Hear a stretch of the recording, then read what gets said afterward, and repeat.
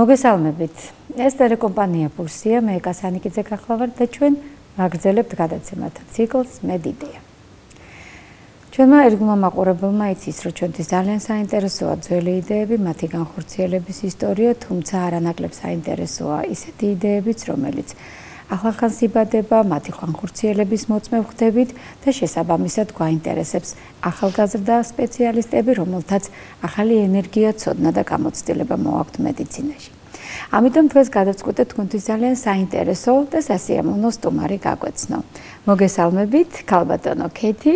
დღეს ჩვენთან სტუმრად არის ქეთი კიკოშვილი, თქვენ ბრძანდებით ბაზელის უნივერსიტეტის დოქტორი, ექიმი ინტერნისტი და საოჯახო მედიცინის სპეციალისტი. საღამომშვიდობისა. საღამომშვიდობისა. დიდი მადლობა მოწვევისთვის. ქეთი, ძალიან მიხარია, რომ ჩვენ გვაქვს დღეს საშუალება ვისაუბროთ ძალიან მნიშვნელოვან თემებზე.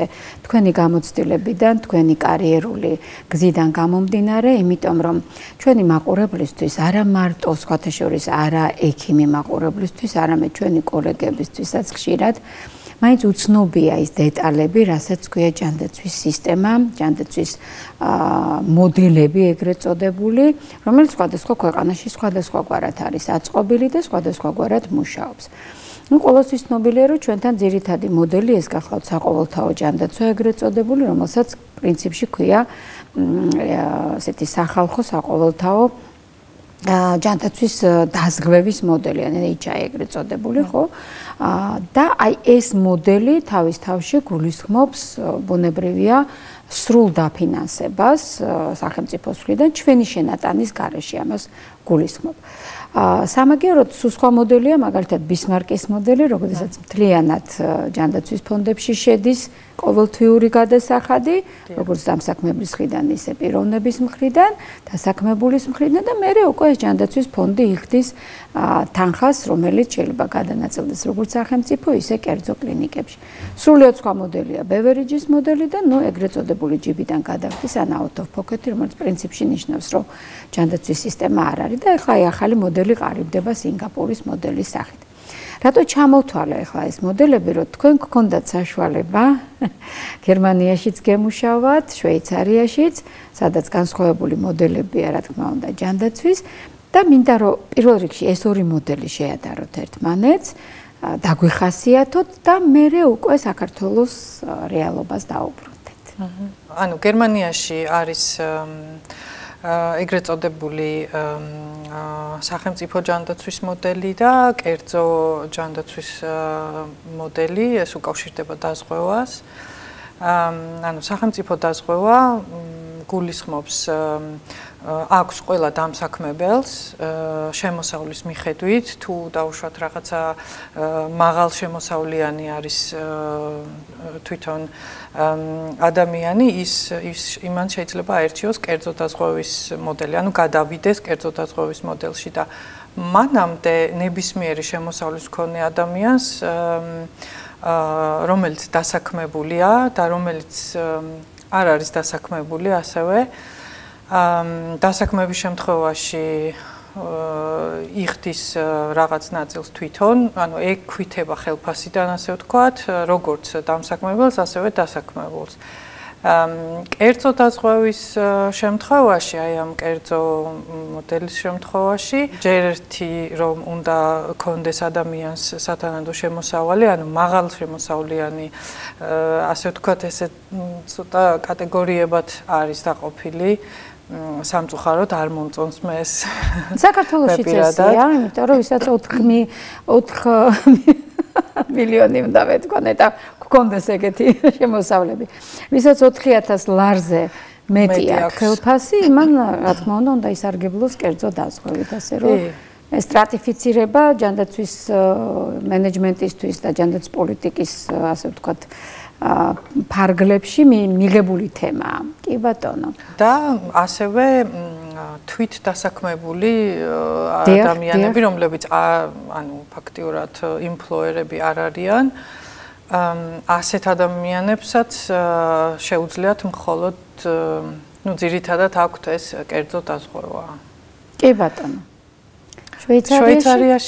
შვეიცარიაშიც რაღაც მომენტში არის ეს კატეგორიებად დაყოფილი, მაგრამ ისე არა როგორც გერმანიაში, შვეიცარიაში არის ესეთი, ბაზისური დაზღვევა, რომელიც აბსოლუტურად სავალდებულოა დაზღვევა, ვთქვათ, რომ არის სავალდებულო გერმანიაშიც და შვეიცარიაშიც. შვეიცარიაში არის, ეს საბაზისო მოდელი დაზღვევის აბსოლუტურად ყველას უნდა კონდეს და შემდეგ არის რაღაცა დამატებითი დაუშვათ ბენეფიტები, რომელსაც ცალკე ირჩევ და კერძო დაზღვევაში პოლის ყიდულობ. მაგრამ რამდენიმე დაზღვევა, სახელმწიფო დაზღვევა არ არსებობს იქ, არის მხოლოდ ეს კერძო კომპანიები, რომლებიც არ არის კლინიკებზე მიბმული. რა თქმა უნდა არიან დამოუკიდებელი სადაზღვევო კომპანიები და მათი ბაზისური პაკეტი ყველასი არის დაახლოებით ერთნაირი და ფასიც მათი არის დაახლოებით ერთნაირი. ხო? დიახ. ფასიც არის კანტონის მიხედვით, რომელ კანტონში ჩვენებურად რომ ვთქვათ, იმის მიხედვით, ქალაქებში უფრო ძვირია დაზღვევა, ცოტა შემოგარენში უფრო შედარებით იაფი და ამის მიხედვით არის შემოსავლის მიხედვით არ არის იქ დაზღვევა და იხდის მთლიანად თვითონ მოქალაქე. და ყველაზე საინტერესო ისე რომ თვითონვე ირჩევს მერე რომელ კლინიკას მიმართოს სამედიცინო სერვისების კი ბატონო, არის მოდელი დაუშვათ უფრო იაფიანი მოდელი, როდესაც ოჯახის ექიმების სია მიეწოდება მოქალაქეს, ეს შვეიცარიის შემთხვევაში. და ოღონდ ეს ოჯახის ექიმები რა თქმა უნდა დაზღვევასთან არანაირ კავშირში არ არიან, ყოველას თავისი ასე ვთქვათ თუ შეიძლება ბიზნესი დავარქვათ პრაქსისი, როგორც თავისი პრაქტიკა, თავისი პრაქტიკა აქვს, დიახ. და დაუშვათ მისდის ჩამონათვალი 20-25 ოჯახის ექიმის, რომელიც იმ დაუშვათ იმ ტერიტორიაზე არის, დიახ. და ასე ირჩევა ექიმი და ოჯახის ექიმის შეცვლის შემთხვევაში ნებისმიერ დროს შეიძლება ადამიანმა შეცვალოს, გადაიფიქროს, უბრალოდ ერთი ზარის განხორციელება საჭირო დაზღვევასთან, რომ მე ვცვლი ექიმს და ეს იქნება ჩემი ოჯახის ექიმი და ასე მარტივად კი გეთანხმებით. ეხლა ბუნებრივია ეს საუბარი ტყულა არ წამომიწყე, ამიტომ რომ მე მინდა რომ ეხლა ვისაუბროთ ჩვენ პირველადი ჯანდაცვის რგოლის ძალიან დიდ მნიშვნელობაზე ჯანდაცვის სისტემაში, ჯანდაცვის სისტემის გამართულობაში და მე ასე ვიტყოდი თანხების სწორ გადანაწილებასა და გაიაფებაში იმ ხარჯებისა, რომელიც აწევს სახელმწიფოს იხდის რა გარკვეულ თანხებს მომსახურებაში ჩვენი საქართველოს მოსახლეობისათვის. ამიტომ მოდით ჯერ განვმარტოთ, რას ნიშნავს პირველადი ჯანდაცვა და რა როლი აკისრია ევროპაში. გერმანიის და შვეიცარიის მაგალითზე ვისაუბროთ ისე, რომ თქვენი პირადი გამოცდილებიდან მოგვიყვეთ და რა განსხვავება და მსგავსება არის თქვენთვის საქართველოს პირველად ჯანდაცვასთან და რას გადმოიღებდით დაუშვათ ევროპიდან საქართველოში იმისთვის, რომ პირველადი ჯანდაცვა გახდეს ის ძირითადი საყრდენი ნამდვილად რგოლი, რომელიც მერე ზიდავს თავს ჩვენს სისტემას სწორად და რაციონალურად. დიახ, პირველადი ჯანდაცვის რგოლი ძალიან მნიშვნელოვან როლს ასრულებს, როგორც გერმანიაში, ასევე შვეიცარიაში, აქ შედიან ოჯახის ექიმები. დიახ. საყურადღებოა ის, რომ ოჯახის ექიმი არ არის პროფესია იქ არის ასე ვთქვათ თანამდებობა, პოზიცია, კი ბატონო, ზოგადი მედიცინის სპეციალისტი, ან შინაგანის ნეულებების სპეციალისტი, რომელიც დაუშვათ ხსნის ამ თავის პრაქტიკას და მუშაობს როგორც ოჯახის ექიმი, ცალკე კვალიფიკაცია ამას არ აქვს ოჯახის ექიმს. ამიტომ ამ ექიმებს შეუძლიათ როგორც პირველად რგოლში, თავიანთ პრაქტიკაში მუშაობა, ასევე საავადმყოფოში შვეიცარიაში საერთოდ ერთად შეაერთეს შინაგანის ნეულება და ზოგადი მედიცინა, ანუ ცალ-ცალკე აღარ არის, ქვია ზოგადი შინაგანი მედიცინა ასეთი ანუ კვალიფიკაციას ეს სახელწოდება. General practitioner-ი რასაც. General practitioner-ი აღარ არის. ხო, მაგას ამბობ ეს ჩაანაცვლეს ხო შინაგანი მედიცინის სპეციალისტი. კი ბატონო. ეს ადამიანები აბსოლუტურად რა თქმა უნდა თავიანთ გასამრჯელოს იღებენ დაზღვევებიდან, მაგრამ არ მუშაობენ დაზღვევისთვის. ანუ ინტერესთა კონფლიქტი იქ არ არსებობს. ინტერესთა კონფლიქტი იქ არ არსებობს. ძალიან მნიშვნელოვანი. არ არსებობს, უფრო მეტიც ყველა ექიმმა ვიცით რომ ანუ რაღაც განუსაზღვრელი რაოდენობით გამოკვლევები რაც არ არის საჭირო ან ჩეკაპისთვის ან დაუშვათ კვლევისთვის არ დავნიშნოთ იმიტომ რომ მოსახლეობაში ჩვენ შევდივართ გვიძვირდება რა თქმა უნდა დაზღვევის გადასახადი და ეს ყველამ ვიცით სოლიდარობის პრინციპით ვცდილობთ რომ ერთმანეთს არ გაუძვიროთ ეს საკითხი. კი ბატონო. ამავე დროს ალბათ ეს კონტროლდება ხომ? კეთი თუ რომელიმე ექიმმა იმაზე მეტი დანიშნა ერთხელ მეორედ მესამედ ვიღაცას თვალში ხვდება, მისი რეპუტაცია გოიტდება და აი სწორედ ეგეც შეიძლება იყოს მიზეზი, როგორც თქვენ ბრძანეთ ცოტა ხნის წინ რომ დარეკოს უბრალოდ დაზღვევაში და უთხრას რომ აღარ მინდა ეს ექიმი გამომიცვალე და სხვა დამინიშნე ასე ვთქვათ დაზღვევის პირველ ჯერადაც. კი ბატონო, როგორც წესი ოჯახის ექიმებს აქვთ შეზღუდული ბიუჯეტით. ანუ ფაქტიურად დაზღვევას და ოჯახის ექიმებს შორის არის ერთი რმაკონტროლებელი რგოლი, რომელიც ამ ყველაფერს აკონტროლებს და რომელიც აკონტროლებს რამდენად ასე იგი მიზანშეწონილად იყო ესა თუ ის გამოკვლევა დანიშნული ან ესა თუ ის ანალიზი. აი რა ხდება იმ შემთხვევაში თუ დაადგინეს რომ არ არის რამე ფორმა დასჯადობის თუ გაფრთხილების დონეზე ან უბრალოდ ბაზარი არეგულირება კი ბიუჯეტის შემცირება უფრო არის ხოლმე ეს გამოწერილ მედიკამენტებზე გერმანიაში ანუ იმ რაოდენობის მედიკამენტი უნდა გამოუწერო ადამიანს და პაციენტს და მედიკამენტი უნდა შეესაბამებოდეს დიაგნოზს. ანუ დიაგნოზი თუ არ არის მის პროტოკოლის მიხედვით როგორც არის განსაზღვრული, ხო? თუ ამ დიაგნოზი თუ არ წერია, ანუ დიაგნოზის კოდი თუ არ მიუვიდა და უშუალოდ იმ შუალედურ გოლს შესაბამისად მედიკამენტი არასწორად არის დანიშნული და ნუ ამაზე არის ჯარიმები ახლა ზუსტად არ ვიცი მართლა რო არ მოგატყოთ, მაგრამ რაღაცა ჯარიმები ბიუჯეტის კი ბატონო, კი დასჯადობის რომ ექიმი მომავლისთვის იყოს ფრთხილად. კი, ანუ არ გადაიხდის დაზღვევა და ექიმს ფაქტიურად თავისი ჯიბიდან უწევს იმ მედიკამენტის ფულის, იმ მედიკამენტის თანხის გადახდა. ამიტომ ყველა ერიდება. ყველა ერიდება, ანუ ყველა ვაკონტროლებთ რომ იყოს სწორად დიაგნოზი დასმული, იყოს სწორად მედიკამენტი გამოწერილი და ასე შემდეგ. კეთი, ძალიან დიდი მადლობა. ვფიქრობ, ძალიან მნიშვნელოვანი ინფორმაცია მიაწოდეთ, იმიტომ რომ ჩვენ შეატყვა სტუმრები, რომელიც ნამუშევარია საზღვარგარეთ, გვიყვება თავისი კარიერული განვითარების ისტორიას, მაგრამ ესეთი ძალიან მნიშვნელოვანი დეტალები, ხო, ესუფთა ყოფითი თვალსაზრისით, ფინანსური თვალსაზრისით, იგივე თუნდაც რეგულირების თვალსაზრისით ჩვენთვის მაინც უცხორჩება ხოლმე ზოგადი წარმოდგენა გვაქვს რომ ვიცით ესა და ეს მოდელია, მაგრამ მაინც როგორ მუშაობს რეალში რა იტყვიან ეს მოდელი ამის მოსმენის საშუალება ყოველთვის არ გვაქვს. ამიტომ რახან ისეთ საინტერესოა ეს თემა კიდევ ჩაგეკითხებოდით დაუშვათ შვეიცარიას და გერმანიას შორის პირველადი რგოლის მუშაობაში რა განსხვავებაა და დაუშვათ 3-4 ექიმმა გადაწყვიტა რომ გახსნას ეს ამბულატორიული რაღაცა მომსახურების ცენტრი.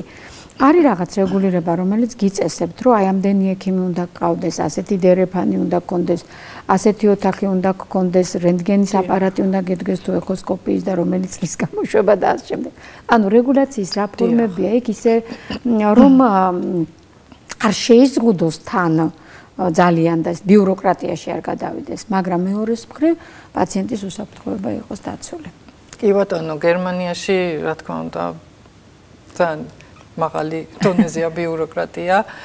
ამას ვერავინ ვერ ცდება, ვინც კი ბატონო, ყველა ამბობს კი ბატონო და ხანდახან უფრო მეტი დრო გჭირდება დოკუმენტაციისთვის და ამ ბიუროკრატიისთვის, ვიდრე პაციენტის გასინჯვისთვის. ნუ ეს არ არის რა თქმა უნდა კარგი, მაგრამ რაღაცნაირად ამ დროის მოტანილია თუ კონო სისტემა თვითონ ბიზნეს მოდელი სხვაგვარად ვერ მუშაობს, იმიტომ რომ იქ თანხა მიდის ჯანდაცვის ფონდებში და უნდა ალბათ გადამოწმდეს აუცილებლად რომ გადაერიცხოს ნამდვილად პროვაიდერმა ეს შეასრულა და გადაერიცხოს მე. კი ბატონო, რა თქმა უნდა და ისიც არის რა თქმა უნდა რაღაც სტანდარტი შესაბამისი, როგორი ეკოსკოპიის აპარატი უნდა გედგას, თუ არ შეესაბამება დაუშვათ იმ სტანდარტებს. ყოველ ანუ ეკოსკოპიაში თანხას არ გადმოგირიცხავენ, კი ბატონო და საინტერესო მეთოდია, იცით, არ გაჯარიმებენ, მაგრამ არა, თანხას არ გადმოგირიცხავენ და რა თქმა უნდა თანხას კარგავ, კი, რაც იგივე ჯარიმა მოდის. კი ბატონო. კი ბატონო, ყველაფერი მოწმდება რა თქმა უნდა ამ შუალედური რგოლის განაის რო ვახსენე და უშუალოდ დიახ, როგორც ჩვენთან რეგულირების სააგენტო აკონტროლებს. დაახლოებით ეგეთი რაღაცა. შვეიცარიაში მე პირადად მხოლოდ საავადმყოფოში მაქვს ნამუშევარი, დაახლოებით 10 წელი ვიმუშავე საავადმყოფოებში, სხვადასხვა მათ შორის ბაზელის უნივერსიტეტის კლინიკაში. და ანუ ამბულატორიაში ზუსტად როგორ ხდება, შეიძლება ვერ ანუ და ალბათ დაახლოებით იგივენაირად. მაგრამ რეფერალის ავადმყოფოში როგორ ხდებოდა? ანუ საიდან მოდიოდა პაციენტი? ესე ჩვენთან რო არის საქართველოს პირდაპირ კლინიკაში რომ მიდის და შეუულია პირველად ჯანდაცვის რგოლს გადაახტეს მისი სურვილის მიხედვით. არის ეს შვეიცარიაში ასე ან თუნდაც გერმანიაში თუ იქ რაღაც სავალდებულოა რომ რეფერალი უნდა გაკეთდეს პირველადი ჯანდაცვის ექიმის. არა, სავალდებულო არ არის, იმიტომ რომ არის გადაუდებელი მდგომარეობები, როდესაც ხო, ამას არ გულისხმობ. ამას არ გულისხმობ. გადაუდებელს არა, როდესაც გეგმიურად. არა, გეგმიური, ანუ აი ეს სახელმწიფო პოლისი, ვისაც აქ ასე ვთქვათ, იმას ჭირდება რეფერალი, მიმართვა და კერძო არ ჭირდება გერმანიაში. და შვეიცარიაში ზუსტად როგორ არის ამას ვერ გეტყვით, იმიტომ რომ ანუ ალბათ ორივენაირად შეიძლება. გეგმიურზე მაინც ანუ პირველადი ჯანდაცვის რგოლში ხო შედიან ოჯახის ექიმები და სპეციალისტები, რომლებიც საავადმყოფოს გარეთ მუშაობენ ფაქტიურად, ხო? პირველი გადამისამართება ოჯახის დაუშვათ ოჯახის დაახლოებით 70% შეიძლება მეტიც მენეჯმენტი ხდება ოჯახის ექიმთან დაავადების.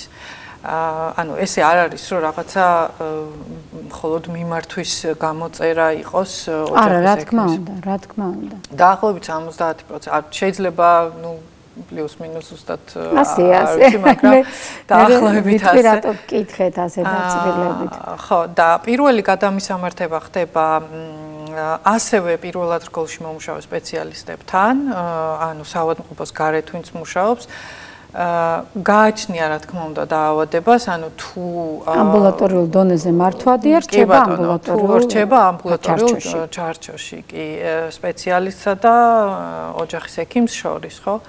და თუ ხა რაიმე ინვაზიური პროცედურა აქვს ჩასატარებელი, ან დაუშვათ იგივე რაიმე ოპერაცია, ან რაღაცა კვლევა, რომელიც მხოლოდ სტაციონარში კეთდება, იმ შემთხვევაში ხდება ოჯახის ექიმის მიერ პირდაპირ მიმართვა ან საავადმყოფოში, ან დაუშვათ სპეციალისტი ჭირდება ესა თუ ის გამოკვლევა და სპეციალისტი აძლევს მიმართვას. ძალიან დიდი მადლობა, ქეთი, მე იმიტომ ჩაგეკითხეთ, რომ აი როდესაც ჩვენ საუბრობთ ხარჯებზე, რაც და მოდიოდეს თითოეულ მოსახლეზე, როგორც მთლიანი შიდა პროდუქტზე გადაანგარიშებით, ისე ზოგადად პროცენტით ბიუჯეტის და ასე შემდეგ, სხვადასხვა მეთოდები არსებობს, ხო, დათვლის. გამოდის, რომ არსებობს გარკვეული რაოდენობა თანხის, გარკვეული პროცენტი თანხის, რომელიც ევროპულ ქვეყნებში ამერიკაში გაცილებით მაღალია ვიდრე ჯერჯერობით ჩვენთან საქართველოში და ამის ერთ-ერთი მიზეზი ალბათ ის არის, რომ თანხების გადანაწილება, როდესაც ხდება სწორად, აი როგორც თქვენ ბრძანეთ, თითქმის 70-80% როგორც ბოლო დათვრები უჩვენებს. სწორედ ამბულატორიულ სერვისებზე იხარჯება და მხოლოდ 20-25%, 30% მაქსიმუმ იხარჯება სტაციონარულ სერვისებზე. აი მაშინ უკვე პრაქტიკა მაჩვენა, რომ არის ძალიან ეკონომიკური, რაციონალური, სწორი ხარჯვა ფონდების განაწილება და არ აწვდება სახელმწიფო ბიუჯეტს ან ოჯახის ბიუჯეტს ზედმეტად ეს ხარჯები, იმიტომ რომ ჩვენ ვიცით, რომ ძალიან დიდი განსხვავებაა სტაციონარული მომსახურების ფასებსა და ამბულატორიული მომსახურების ფასებს. ეს ყველგან ასეა, მათ შორის საქართველოში. და ამიტომ ახლა მინდა რომ საქართველოშიც დავუბრუნდეთ, როგორი შთაბეჭდება დატოვა თქვენზე საქართველოს იმ სისტემამ ჯანდაცვის, რომელიც ჩვენ გვაქვს, ეგრეთ წოდებული NHI მოდელმა, როგორც ვთქვით, ანუ სახელმწიფო ჯანდაცვის დაზღვევის მოდელმა, რომელსაც ჩვენ საყოველთაოს ვეძახით და აქ როგორც ვხედავთ, პირველად ჯანდაცვის რგოლი არსებობს, რა თქმა უნდა, კერძოა ძირითადად ეს რგოლი განსაკუთრებით დიდ ქალაქებში, ნუ რეგიონებში არის სახელმწიფო ქსელის გარკვეული ფორმით წარმოდგენილი, მაგრამ თანხები, როდესაც ჩვენ ვუყურებთ ზემოდან, მაინც ესე იხარჯება, რომ პირიქით შეიძლება მთელი 70-80% მიდიოდეს ბიუჯეტის გამოყოფილ ბიუჯეტს გულისხმობ ჯანდაცვაზე, რა თქმა უნდა, სტაციონარულ მომსახურებებზე და დანარჩენი მიდიოდეს ამბულატორიულზე. ეს იწვევს ძალიან დიდ გადახარჯვას მე რომ მკითხოს ადამიანმა და ძალიან დიდ ზეწოლას ქვეყნის ეკონომიკაზე, ბიუჯეტზე და რა თქმა უნდა პაციენტზეც. როგორ ფიქრობთ, როგორ შეიძლება პირველადი ჯანდაცვის რგოლს დაახლოებით ისეთივე ფუნქცია დაუბრუნოთ, როგორც არის ეს ევროპის ქვეყნებში და აი თანხის გადანაწილებაც ასე რომ მოხერხდეს თანდათანობით. რა არის საჭირო? კი ბატონო, ამისათვის საჭიროა რომ პირველ რიგში პაციენტს ჰქონდეს ნდობა პირველად რგოლთან და გავზარდოთ პაციენტის განათლება იმ მხრივ, რომ რამდენად აუცილებელია იგივე ჩეკაპები, ხო? რომ ეს რეგულარული ვიზიტი თუნდაც დაუშვათ აქვს ადამიანს დიაბეტი თუ ჰიპერტონია, ანუ ქრონიკული დაავადებები, განსაკუთრებით უნდა მიმართოს.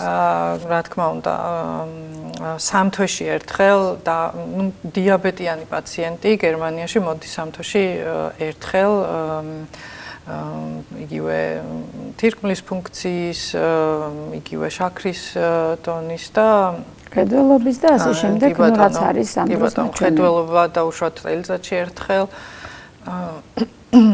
და ასე შემდეგ, ანუ თავისი გეგმიური გაწერილი აქვს.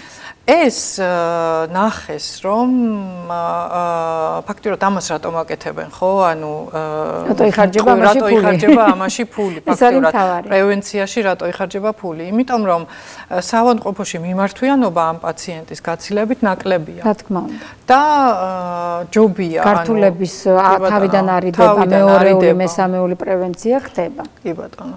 ანუ პრევენციაზე არის დიდი ყურადღება გადატანილი პირველად რგოლში. ჩემი აზრით ეს არის ყველაზე მნიშვნელოვანი. ანუ თუ ძალიან მართლა სერიოზული პრობლემა არ არის, ან ისეთი მომსახურება არ ჭირდება, რომ უბრალოდ შეუძლებელი ამბულატორიულ ჩარჩოში მოხერხდეს, არ იგზავნება სტაციონარში. შეგვიძლია ასე ვთქვათ, ხო? დიახ, დიახ. ძალიან მნიშვნელოვანია მე ვფიქრობ. არ იგზავნება სტაციონარში, სტაციონარსაც აქვს ეს იგივე DRG-ს, რაც აქაც შემოიღეს.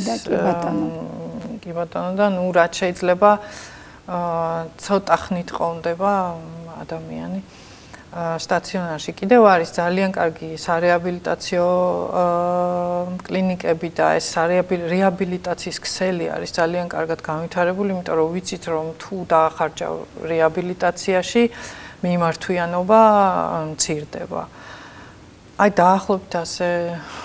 კეთი, ძალიან დიდი მადლობა. აი თქვენ და უნებურად შეიძლება თქვენ ვერც ხვდებით ახლა იმდენად საინტერესო თემებს შეეხეთ, იმიტომ რომ თქვენ ახალი დაბრუნებული ხართ საქართველოში და ჩვენ რამდენი წელია ვსაუბრობთ იმაზე, როგორ შეიძლება სწორად გადანაწილდეს ხარჯები, იმიტომ რომ ამის გამოცდილება არსებობს და ველოსიპედს ხელახლა გამოგონება არ ჭირდება. ვფიქრობ საქართველოს ნელ-ნელა ამ გზით წავა და ეს დაიხვეწება, იმიტომ რომ როცა ჩვენ გამუდმებით საუბრობთ ჯანდაცვის სპეციალისტები იმაზე, რომ პრევენციულ მედიცინაში ჩავერთოთ, მეტი ფული ჩავდოთ, მეტი ინვესტიცია, რეაბილიტაციაში, პოსტოპერაციულ მოვლაში, აქტიური მკურნალობის შემდგომ მოვლაში, ნერსინგში, რასაც ჩვენ ვეძახით და რეაბილიტაციაში ჩავდოთ მეტი ფული, იმიტომ რომ ეს საბოლოო ჯამში არის დღევანდელი კვერცხი და ბუნებრივია უნდა გვერჩივნოს ხვალინდელი ქათამი, ხო? ანუ ამაში ფული კი ჩავდე, მაგრამ სამაგიეროდ და ეს დღეს ბევრი დამიჯდა, შეიძლება რომ პირველად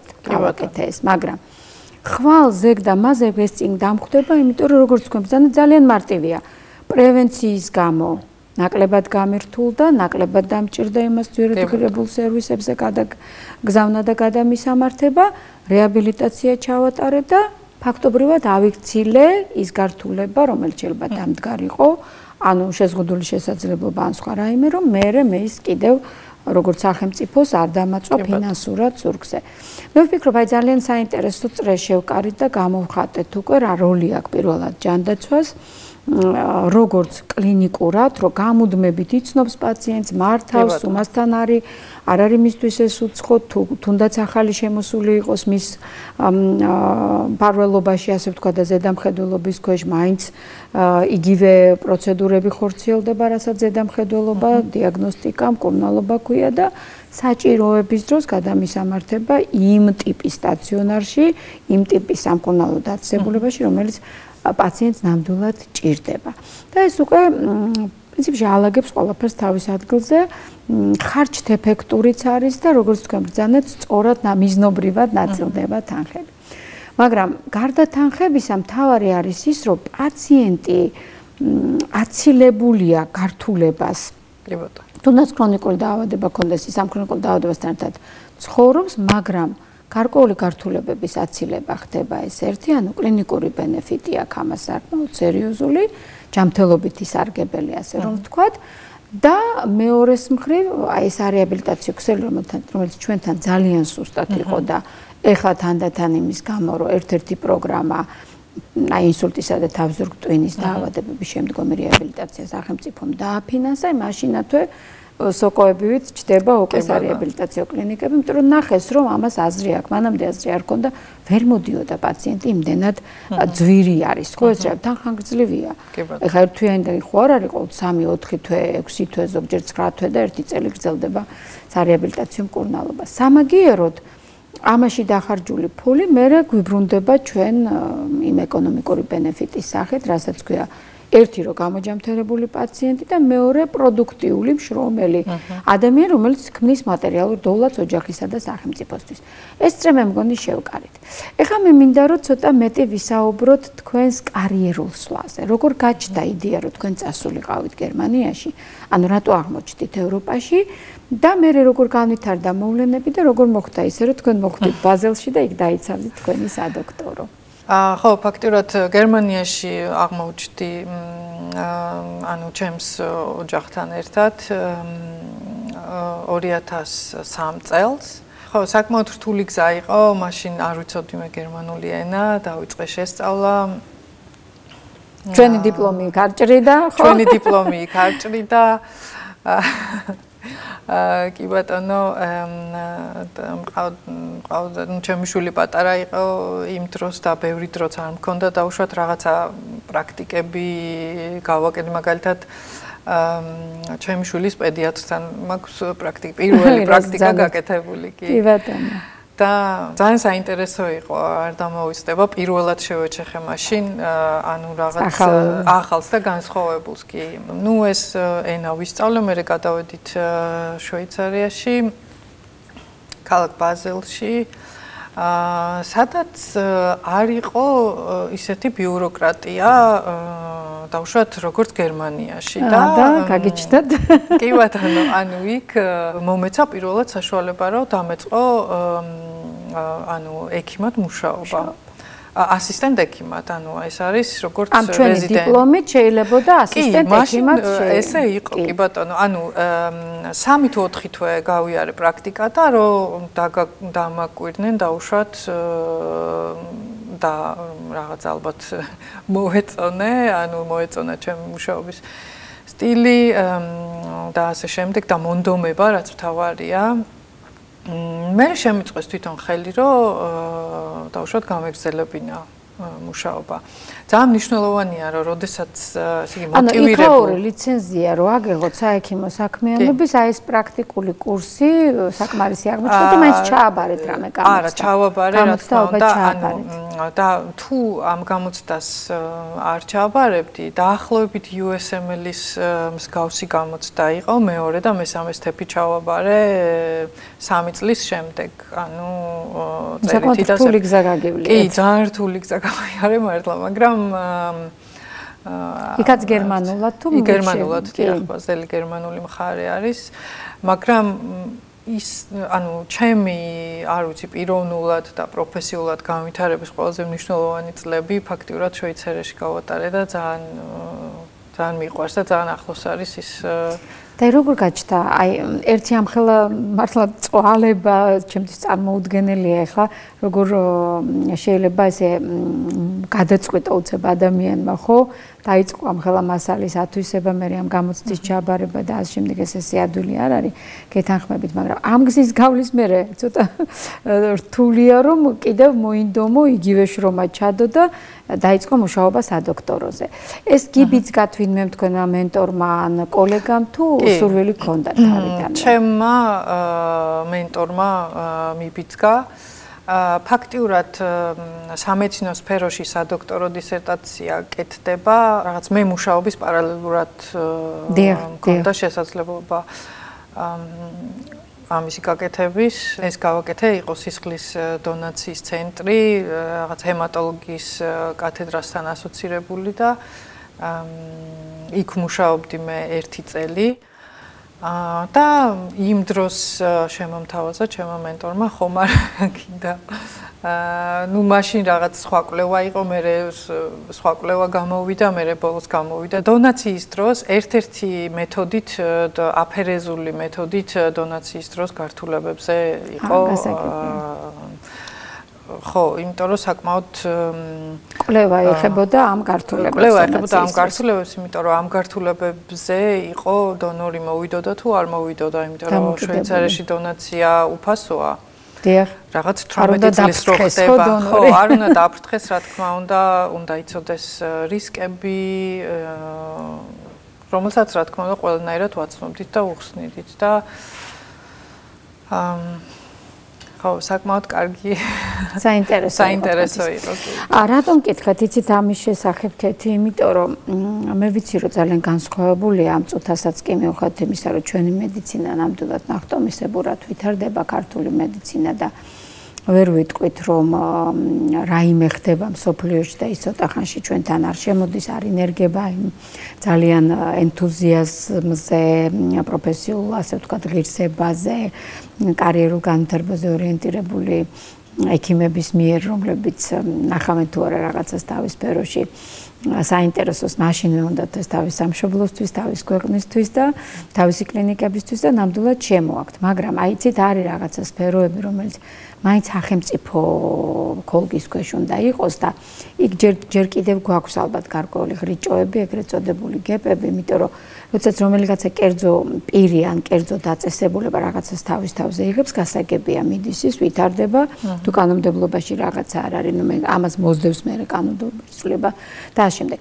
მაგრამ როცა სახელმწიფო დონეზე უნდა დარეგულდეს, რამე იქ სხვა თანმიმდევრობაა, პირიქით ჯერ უნდა დამუშავდეს საკითხის სტრატეგია, გეგმა, გაიწეროს, ბიუჯეტი გამოიყოს, ხო, როგორც ხდება და პირიქით უნდა წავიდეს პროცესი, საკანონმდებლო ცვლილებაც უნდა განხორციელდეს და მერე უკვე სადღაცა და როგორღაც დაინერგოს, თუნდაც აშენდეს რაღაცა სახელმწიფო დაწესებულება ამის განსახორციელებლად და ამ შემდეგ. ეხლა ჩვენთან ძალიან საინტერესოდ წავიდა ამ ხრივ თუ მაინდა-მაინც დონაციას და ზოგადად ტრანსფუზიოლოგიას შევეხებით. მივედით იქამდე რომ სახელმწიფო ბანკი უნდა არსებობდეს და უნდა ცენტრალური ბანკი სისხლის გადასხმის და ნუ მოკლედ ამ ხრივ ძალიან სერიოზული ცვლილებები იგეგმება კანონმდებლობაშიც უკვე არის ეს ყველაფერი ასახული.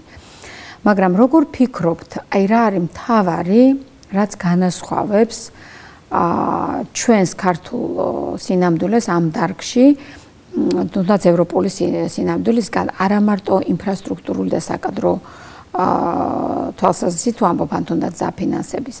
აი თუნდაც დონორთა მზაობა თქვენ ახსენეთ, რომ იქ სასყიდლოა, მოდიან სამოქალაქო განათლება, ჯანმრთელობითი განათლების დონე, სოლიდარობის პრინციპი. აი ხვდებით რა მინდა რომ საზოგადოება დავახასიათოთ მისი სამეცნიერო კულტურის დონის მიხედვით ტრანსფუზიოლოგიის მაგალითზე. კი ბატონო, შვეიცარიის მაგალითზე მოვყვები, იმიტომ რომ ჩემთვის ნაცნობია უფრო. ჯერ ერთი ის მინდა რომ თქვა, რომ სახელმწიფოს ქოლგის ქვეშ არ არის სისხლის ბანკები, ასე ვთქვათ, არის შტიფტუნგი, არის ფონდი. ანუ ფაქტიურად რაღაცა ფონდიდან იღებს დაფინანსებას. ამ ფონდს აქვს აღებული პასუხისმგებლობა. ამ ფონდს აქვს აღებული პასუხისმგებლობა და ამ ფონდის ბორდს, ასე ვთქვათ. კი ბატონო. ეს ერთი. ხო, ეს ერთი. მეორე შვეიცარიაში არის უსასყიდლო, ანუ არანაირი თანხა არ ხდება ამაში. ეს არის განზრახ ასე, იმიტომ რომ ანუ ფაქტიურად ამით იზრდიან თავიანთ მოქალაქის შეგნებას, რომ რაღაც სხვა პაციენტს ან გაჭირვებულ ადამიანს ეხმარება ამით.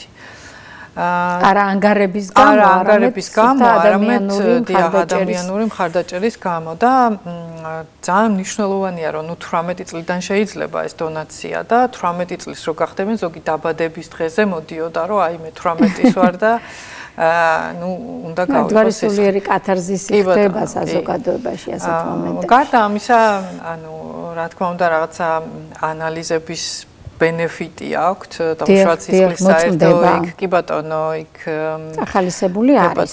ხო, წახალისებული არის და პლუს კიდე დონაციის შემდეგ შეუძლიათ უსასყიდლოდ ისადილონ იქ სასადილოში ეს ერთ-ერთი. კი ბატონო. ანუ რაღაც იმათ ზეიმად და სასიამოვნო მათ არის ეს შეფუთული, რომ არ იყოს პრობლემა მათთვის ეს ამბავი. კი ბატონო, ეს ერთი თემა. და როდესაც დავუშვათ აკლდება სისხლის ბანკს, არის სპეციალური მანქანა, რომელიც დავუშვათ სხვადასხვა აქციებს ატარებს. ანუ პასიური ასეთი დონაციის გარდა არის აქტიური დონაცია. კი ბატონო, აქტიური დონაცია ხორციელდება ამ მანქანით, ან კიდევ დავუშვათ იგივე სხვადასხვა ფირმებში. ანუ მიდის ეს დონაციის ჯგუფი და იმ ფირმაში, აი დავუშვათ, არ ვიცი, რომელიღაცა მსხვილ ფირმაში, ან პატარა ფირმაში მთელი დღის აქცია მიმდინარეობს. ანუ მანამდე ხდება ამისი რაღაცა რეკლამირება, რომ ამ დღეს არის დონაცია და ну ჩვენთანაც დაახლოებით ხალხი კი ასე ხდება ჩვენთანაც დაახლოებით ასე თუმცა აი რაღაცა გარკვეული განსხვავებები რა თქმა უნდა არის და ანუ საზოგადოებრივი კულტურის და სამედიცინო კულტურას გულისხმობ ამ შემთხვევაში და ჯანმრთელობითი განათლების დონე იქ გაცილებით მეტია მაინც ესე გამოდის ვიდრე ჩვენთან და აი კარგად არიან გათვითცნობიერებული იმაშიც რომ თუნდაც საკუთარი ჯანმრთელობის შემოწმება გამოსდით დონაციის პარალელურად კი ბატონო.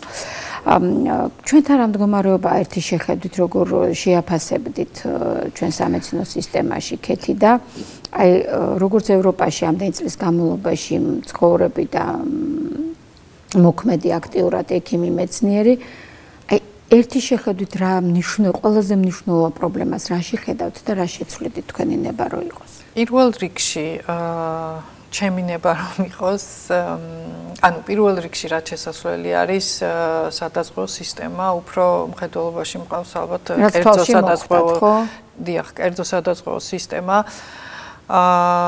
რომელიც როგორც მიუხვდი ანუ რაღაცა როგორც გავთვითცნობიერდი ეს კერძო სადაზღვევო სისტემა ეხებათ ფაქტიურად დასაქმებულ პერსონალს და ესე იგი რა ინსტიტუციაშიც არის დასაქმებული იმის მიხედვით აქვს დაზღვევა.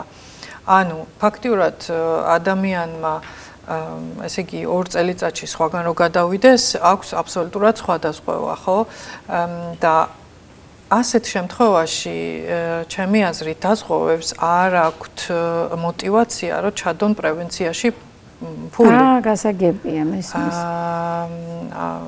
ანუ არ სწორად მივხვდი ალბათ რაღაც ეგეთი. მესმის, თქვენ ასეთი შთაბეჭდილება დაგჭათ, რომ კერძო დაზღვევა არ მონაწილეობს მაინდა-მაინც პრევენციული მედიცინის მიმართულებით. ანუ არის რაღაცა დაუშვათ ჩეკაპები, რაღაც ამდენ ლარად. კონკურენციის თვის და არა დაუშვათ, იმიტომ რომ სისტემურია. თან იმდენი ანალიზი ამ ჩეკაპში, რაც არ არის საჭირო საერთოდ.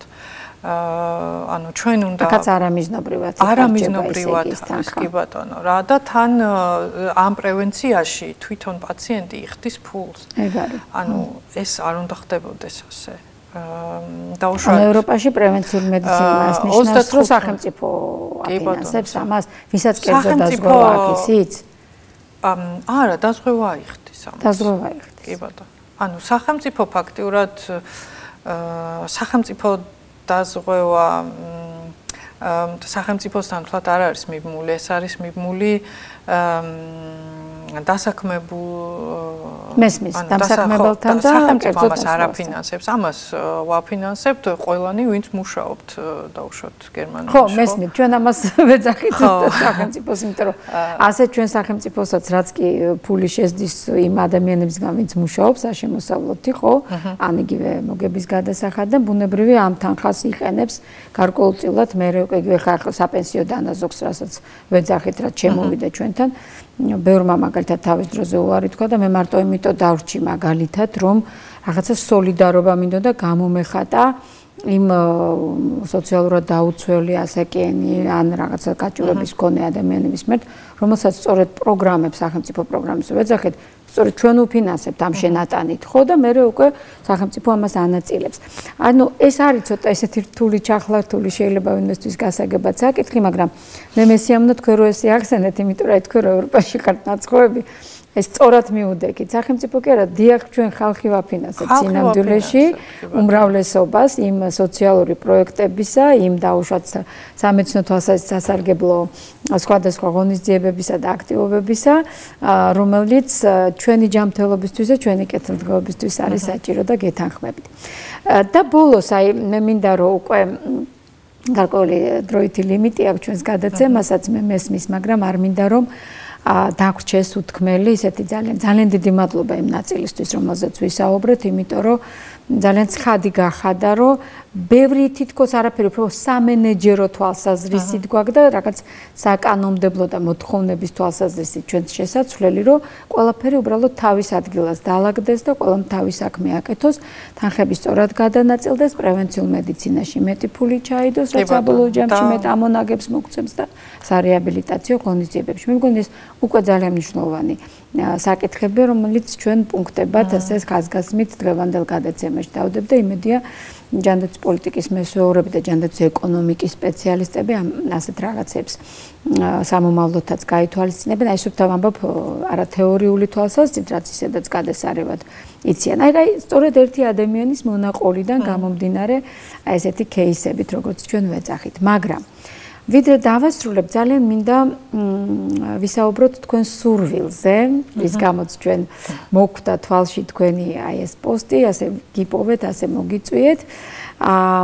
ემასთან დაკავშირებით, რომ გაგიჩნდათ იდეა უფრო მეტად ასეთი იდეები სხვა დროსაც არსებობდა, რა თქმა უნდა, რომ მოდის საზღვარგარეთმცხოვრებმა ქართველებმა რაღაც გავაკეთოთ. პანდემიის დროს ეს ყველაზე კარგად გამოჩნდა, მაგრამ ისევ აი დამენეჯერებული თუ არის რაღაც ორგანიზაციული სახე თუ არა აქვს, რაღაცა თუნდაც კლინიკა თუ არ არსებობს, სადაც იმუშავებენ, იარსებებს ყოველ შემთხვევაში, სადაც იმუშავებენ ის ადამიანები, სწორედ ის ქართველები, რომლებმაც განათლება და პრაქტიკა მიიღეს საზღვარგარეთ, შეიძლება ცოტა გაგვიჭირდეს რეალობად ქცევა ამ იდეის. აი თქვენი იდეა როგორ გაჩნდა, რატომ გაჩნდა და რა გეგმები გაქვთ და მე ამით დავასრულოთ. ჩემი იდეა გაჩნდა ჯერ კიდევ საზღვარგარეთ მუშაობის დროს. რატო კეთ? იქ ხო კარგად იყავით, თვითონ მშვენივრად იყავით, რატო მოგინდათ ეს? კი ბატონო. იმიტომ რომ რაღაცნაირად ალბათ ყველა საზღვარგარეთ მომუშავე ადამიანს გვინდა რომ ჩვენი ქვეყანა ოდნავ მაინც დაემსგავსოს დაუშვათ რაღაც ანუ უბრალოდ კარგი იდეები შემოვიტანოთ, ასე ვთქვათ და დავაგენერიროთ. ანუ გულით წდებათ, რომ ყველაფერი მოგვარებულია მეტნაკლებად და ჩვენთან რაღაცა ისე არ არის, რომ შეიძლება კი ბატონო, თან მარტივი რაღაცეებით არის მოგვარებული. ეს არის მნიშვნელოვანი. ხო, ანუ ძალიან მნიშვნელოვანია ერთი მხრივ ანუ პაციენტების განათლების ამაღლება, თუ ცნობიერების ამაღლება, ასე ვთქვათ, სხვა დაავადებების მიმართ, იგივე პრევენციული მედიცინის მიმართ, რაც ალბათ ნაწილობრივ ჯანდაცვამ უნდა განახორციელოს და ჩემი იდეა პირადად ეხება უბრალოდ რაღაც ანუ საზღვარგარეთ ჩვენ ექიმები ვალდებულები ვართ აი ეს უწყვეტი სამედიცინო განათლების დამადასტურებელი ქულები, ასე ვთქვათ, წარვადგინოთ. აქ როგორც ვიცი, ჯერ არ არის ეს სავალდებულო, მაგრამ 2025 წლიდან კი ბატონო. კი ბატონო და პირველად ჯანდაცვის ექიმებისთვის სხვათა შორის უკვე ეხლა არის სავალდებულო 30 უნდა გქონდეთ კრედიტ ქულა 2024 წლის ბოლომდე. წელიწადში კი ბატონო, ნუ ეხლა პირველად 24 წელს დაუწეს ეს 30 და მე უკვე ყოველწლიურად, მაგრამ 25-დან უკვე ყველა ექიმს შეეხება. კი ბატონო, ეს არის ძალიან მნიშვნელოვანი და გეგმავთ რომ გავხსნათ ასეთი ექიმებისთვის, სამედიცინო სტუდენტებისთვის, სამედიცინო პერსონალისთვის, ეს პერსონალიც კიდევ ცალკე თემა არის, ანუ მე ვგულისხმობ მედდის პერსონალს და სხვა პერსონალს, რომელიც არაექიმ პერსონალს. მათთვის გაკეთეს ესეთი საგანმანათლებლო ჰაბი, სადაც ასევე კრედიტ ქულები იქნება, ანუ კრედიტ ქულები მიენიჭებათ ამ დავუშვათ დასწრებაში, სადაც ჩამოვლენ ასევე საზღვარგარეთ მცხოვრები ქართველი და არაქართველი ექიმები და დავუშვათ ჩაატარებენ ამ ტრენინგებს, ასე ვთქვათ. შესანიშნავია, ანუ თქვენ ფაქტობრივად რაღაც ესეთი სკოლა გინდათ გახსნათ პოსტდიპლომური, სადაც გექნებათ აკრედიტებული ჩვენი სახელმწიფოს მიერ აკრედიტებული სამედიცინო, ასე ვთქვათ, განათლების კურსები, პროგრამები.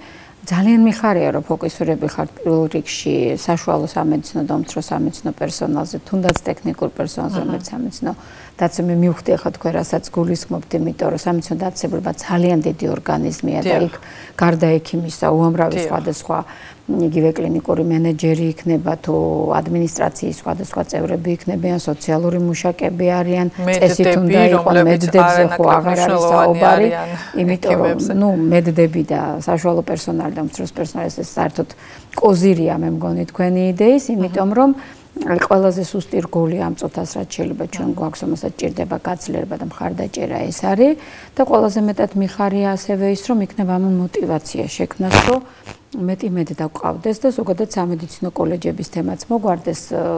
უბრალოდ ახლა ჩვენ გვაქვს სამედიცინო უნივერსიტეტებში უკვე საერთო განათლების მიღების საშუალება და ალბათ ამ ფორმაზე გადავალთ. ნუ ეს სფეროც რეგულირდება სხვათა შორის ახლა და ვნახოთ რა შედეგები დაიდება, მაგრამ მიხარია იმიტომ, რომ ძალიან დიდი გადინება ექთნების საზღვარგარეთ და კარგი ექთნები მიდიან თან, იმიტომ რომ ხა ცუდი იქ ისედაც ვერ დასაქმდება იციან და ამიტომ ჩვენ რჩებით ისეთი ძალიან მნიშვნელოვანი ხელის გარეშე და დამხმარის და ასისტენტის გარეშე, რომელიც გადამწყვეტ როლს თამაშობს პაციენტის როგორც მკურნალობაში, ისე მოვლაში, ფსიქოლოგიურ და ადამიანურ და ყველაზე ახლოს არის.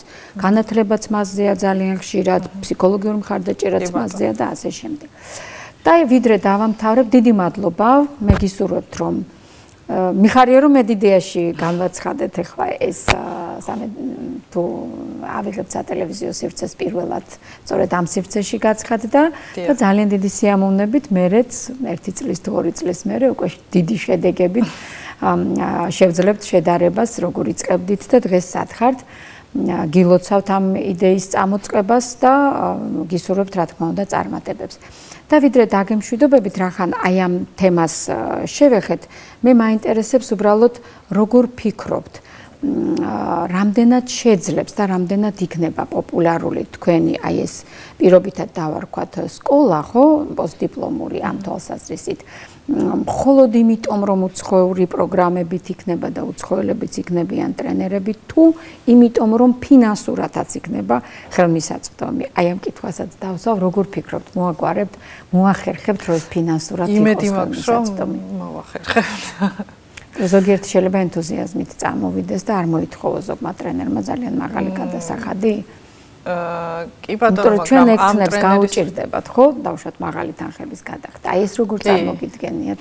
იცით რა, ანუ პრინციპში ჩვენ როცა დავდივართ ასეთ მეც გამიკეთებია ასეთი მოხსენება, დავუშვათ 1 საათი, 1 კრედიტ პუნქტია დაახლოებით. ჩვენ არ ვაკეთებთ ამას ფულის გამო, კი, შეიძლება რაღაცა არ ვიცი, მადლობის ნიშნად რაღაცა პატარა, არ ვიცი. ანუ ეს ძალიან საინტერესო რამ თქვით, იმიტომ რომ თუ ჩვენ კრედიტ ქულებს მივანიჭებთ იმ ექიმებსაც, ვინც წაიკითხავს ლექციას, ჩაატარებს პრაქტიკულს, ჩვენი ყოველ შემთხვევაში ქართველი ექიმებისთვის, ან ექთნებისთვის, ვინც ტრენერებად იქნებიან, ეს შეიძლება იყოს мотиваცია, არა ფულადი мотиваცია, არამედ სწორედ პროფესიული мотиваცია კრედიტ ქულის მიღება. ეს ერთი თემა არის. ანუ თვითონ მომხსენებელს კრედიტ ქულა არ აბა როგორ? მომხსენებელი ჩვეულებრივად ატარებს ამ ტრენინგს აბსოლუტურად უბრალოდ გაზიარება საზღვარგარეთ რა, ცოდნის გაზიარება, ეს კომუნიკაცია კოლეგებს შორის, გამოცდილების გაზიარება, ეს არის ძალიან ჩვეულებრივი ამბავი, კი. ანუ თქვენ გაქვთ იმედი, რომ საზღვარგარეთ მოღვაწე ქართველებისთვის ეს იმდენად ბუნებრივია, რომ ისინი ამაში მაღალ გადასახადს კი არა შეიძლება საერთოდ არ მოითხოვონ გადასახადი და დაუშვათ აკომოდაციის გადასახადი ან რაღაც ის ფინანსები, რაც ჩამოყვანას თორემ თვითონ ამ ტრენინგში არ გამიგია, არ მგონია რომ ძალიან მიხარია. მე შეგნებულად დაგისვით ზუსტად ეს კითხვა, იმიტომ რომ მინდოდა რომ რაღაც ხაზგასმა ყოფილიყო იმაზე, რომ ის რაც იგეგმება მეტნაკლებად აი მართლა აუცილებელი ხარჯის გარდა სხვა ზედმეტი ხარჯის ინტერესი აქ არ არის და რეალურად იდეის არსი არის ის, რომ ნამდვილად ეს იყოს მხარდაჭერა, დახმარება უცხოეთში მცხოვრები და მოღვაწე ექიმებისა, თავიანთი ქართველი თანამემამულე მედიკოსების და ამ ექიმების დაუშვათ კონტაქტების გამოყენება, ასევე უცხოელი ექიმების ჩამოყვანა, ანუ ჩემი კონტაქტები იქნება თუ ჩემი კოლეგების კონტაქტები. შესანიშნავია. ან ცოდნის გაცვლა და ინფორმაციის გაცვლა არ უნდა იყოს ფასია, უნდა იყოს მისაწვდომი შესანიშნავია. კი ბატონო, ეს არის რაღაც კოლეგიალობის გამოხატულება, ურთიერთმხარდაჭერის და სწავლა-სწავლებისადმი, როგორც პროცესისადმი, საკუთარი დამოკიდებულებისა და პატივისცემის გამოხატულება. Ну, ჯერჯერობით ალბათ ვფიქრობ დღეისთვის ჩვენ საინტერესო თემები მიმოვიხილეთ, როგორც ვთქვი შემდეგში თუ წარმატებით განხორციელებდება თქვენი იდეა, რასაც რა თქმა უნდა სულით და გულით გისურვებთ, იმიტომ რომ ჩვენ ყველანი მივიღებთ აქედან სარგებელს.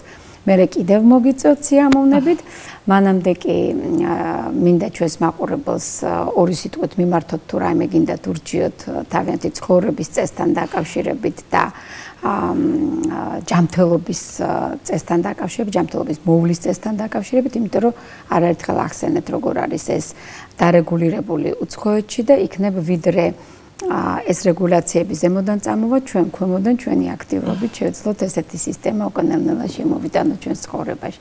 თუ გნებავთ მიმართეთ მაყურებელს ორი სიტყვით. მე ვფიქრობ რომ დღესდღეობით ბევრი ადამიანი ძალიან კარგად არის ინფორმირებული, იგივე არ ვიცი სოციალური მედიიდან, ციფრული მედიიდან უბრალოდ ის რომ პრევენციული მედიცინა, ანუ პრევენცია არის ძალიან მნიშვნელოვანი.